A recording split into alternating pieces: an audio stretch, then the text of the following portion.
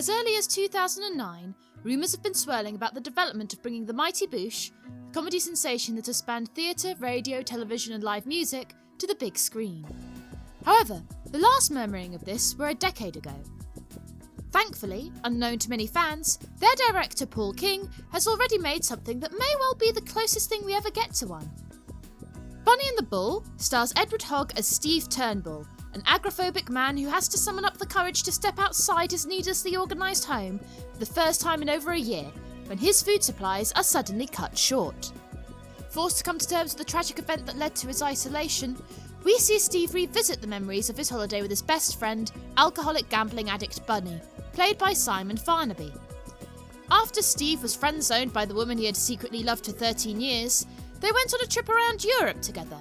On their adventures, they met Eloisa, played by Veronica Echegui, a beautiful Spanish woman who planned on returning home. However, as Steve's concept of reality becomes more fragile, the memories of his adventure chase him around the flat until he gives in to remembering the tragedy. Although I would be lying if I said all of the jokes landed for me, there was still plenty of stuff in this film that I found amusing. However, I think the main strength of the writing comes from the characters. I found the relationship between the three central characters genuinely engaging, thanks in no small part to the great core cast. I don't think I've seen Edward Hogg in anything before, but he truly shines here as the timid and awkward Steve. I haven't seen Veronica Echegui in anything before either, although she appears to have been very successful in her native country. She was great. At first, I was wondering if Eloisa would be something of a Spanish pixie dream girl, but thankfully King's writing gives her a personality of her own. However, this is more of a buddy comedy than a romantic comedy, as the main focus is between Steve and Bunny. Simon Farnaby, of Horrible Histories and Ghosts fame, is great as Bunny, and it must be rather difficult to portray a character that is simultaneously the best and worst friend ever without seeming really inconsistent. He's certainly the most interesting character in the film. I really felt for the three main characters. I definitely felt emotionally engaged throughout.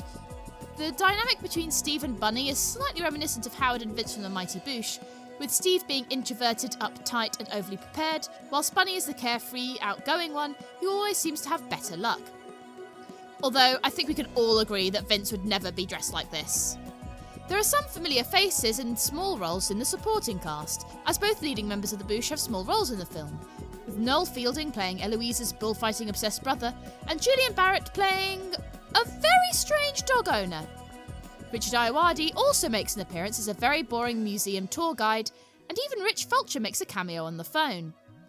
If you are a fan of the Mighty Boosh, I'm currently working on a video essay comparing their TV series to their radio series, so consider subscribing and hitting the bell icon if you want to be the first to see that. After watching the trailer, I knew what to expect from the visual style, but I didn't fully anticipate how artfully it would be utilised.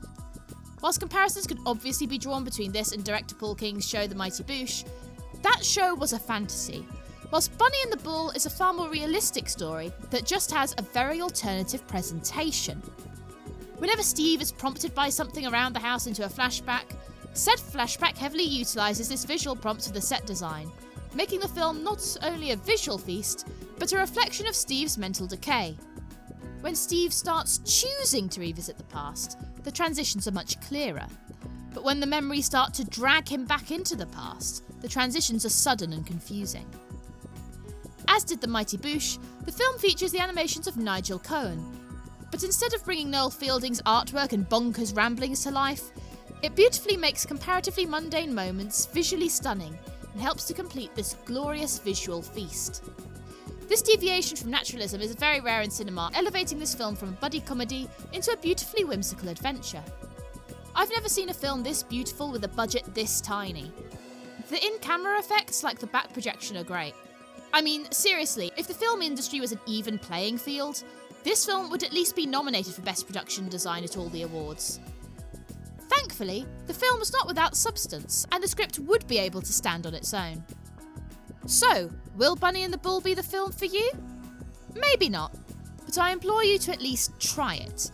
It's such a unique experience that I think it's worth at least that. And regardless of how much you enjoyed it, go and talk about this film, because not enough people know it exists, and its audience is certainly out there somewhere, so let's help them find it. But to be more specific, as that's the whole point of these reviews anyway. I recommend watching it if you're a Boosh fan. I recommend watching it if you really like the Paddington movies and want to see what the director did earlier in his career. I recommend it if you like directors that have a very exact visual style that deviates from the norm, like Baz Luhrmann, Wes Anderson, Jean-Pierre Jeunet or Edgar Wright. And I recommend it if you are in any way interested in film and stage design. It's not quite as funny as The Mighty Boosh or as heartfelt as Paddington, but this film does a great job of being both somewhere in the middle and something utterly wonderful in its own right. I also think the theme of agoraphobia may be more relatable to people now after the pandemic. I adored this film. I know I call films this quite a lot on this channel, but this film is truly the definition of a hidden gem. The production company, Studio Canal, have uploaded the film in full to YouTube, completely free. So there's nothing stopping you from checking this film out for yourself. If you want to see the show that originated The Mighty Boosh, you can watch my review of the forgotten sketch show Unnatural Acts right here. See you soon!